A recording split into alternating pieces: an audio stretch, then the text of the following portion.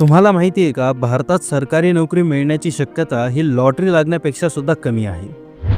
तरीही दरवर्षी लाखो तरुण आपली तरुणपणाची सर्वात महत्त्वाची 5 ते 7 वर्ष एका 10 बाय 10च्या खोलीत पुस्तकांच्या ढिगाऱ्यात घालवतात. प्रश्न हा नाहीये की सरकारी नोकरी चांगली आहे की वाईट आहे. प्रश्न हा आहे की तुम्ही स्वप्न बघताय की तुमच्या करिअरचा जुगार खेळताय.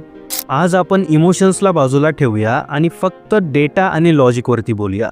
कारण खोट्या अपेक्षापेक्षा कडू सत्य कधीही चांगलं. आपल्याकडे सरकारी नोकरी हे एक करिअर नाहीये, हा एक सोशल स्टेटस झालाय. लहानपणापासून आपल्याला सांगितलं जातं की लाल दिव्याची गाडी एकदा मिळाली ना तर आयुष्य सेट होऊन जातं. आणि ह्या एका वाक्यामुळे 21 वर्षाचा तरुण जो कोडिंग करू शकतो, क्रिएटिव्ह काम करू शकतो आणि बरंच काही त्याच्या आयुष्यात करू शकतो, तो हे सगळं सोडून जनरल नॉलेज पाठ करण्याच्या मागे लागतो. समाज तुम्हाला सांगतो की अरे सरकारी नोकरीचं सिक्युरिटी आहे, पण या सिक्युरिटीच्या नादात तुम्ही तुमच्या आयुष्यातला सगळ्यात मोठा रिस्क घेत आहात हे तुम्हाला कोणीच सांगत नाही. पण थांबा, आता जरा गणिताकडे वळूया, कारण हे गणित तुम्हाला झोपू देणार नाही. MPSC असो किंवा UPSC यांचा सक्सेस रेट साधारण 0.1% ते 0.2% आहे. याचा अर्थ काय, जर 1000 मुले परीक्षा देत असतील तर 998 मुले ही नापास होणार आहेत. आणि एक गोष्ट लक्षात घ्या, ती नापास झालेली मुले ढ नाही आहेत, ती हुशार आहेत, त्यांनी मेहनत पण तेवढी केलेली आहे. ते फेलियर झाले कारण की भरतीमध्ये तेवढ्या जागा शिल्लक नव्हत्या. जेव्हा तुम्ही तुमच्या आयुष्यातले 5 वर्ष देता तरीही रिझल्ट मिळत नाही, त्यावेळेस तुम्ही काय गमावता? तुम्ही फक्त 5 वर्ष नाही गमावत, तुम्ही गमावता तुमचा आत्मविश्वास, तुमचा सोशल कॉन्फिडन्स आणि मार्केटमध्ये लागणारे स्किल्स. वयाच्या 28व्या वर्षी जेव्हा तुम्हाला गॅप पडतो तेव्हा प्रायव्हेट मार्केट तुम्हाला नोकरी द्यायला घाबरतं. तुम्ही ना लिटरली ना घरका ना घाटका होऊन जातात. हे सगळं माहिती असून मुले का सोडत नाही, का तेच चक्र सारखं फिरवत राहतात?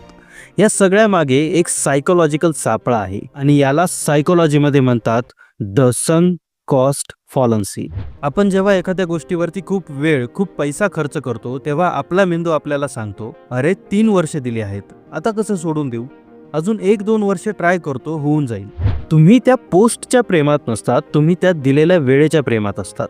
तुम्हाला भीती वाटत असते की आता इथून सोडले तर लोक काय म्हणतील, आई बाबांना काय उत्तर देईल. आणि असेच 2चे 4 वर्ष होऊन जातात, 4चे 5 आणि 5चे 6 वर्ष होऊन जातात. तुम्ही स्वतःला मान्य करायला घाबरता की माझा प्लॅन फेल गेलाय. ही जिद्द नाहीये मित्रांनो, हा हट्ट आहे. जिद्द जिंकवते, पण हट्ट हा बर्बाद करतो.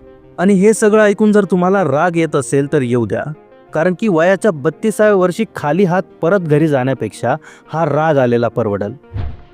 जेव्हा तुमचे मित्र कॉर्पोरेटमध्ये लाखो कमवत असतील आणि तुम्ही अजूनही प्रिलिमच्या कट ऑफची वाट बघत असाल, तो त्रास यापेक्षा जास्त भयानक आहे. मग काय करायचं? परीक्षा द्यायची नाही का?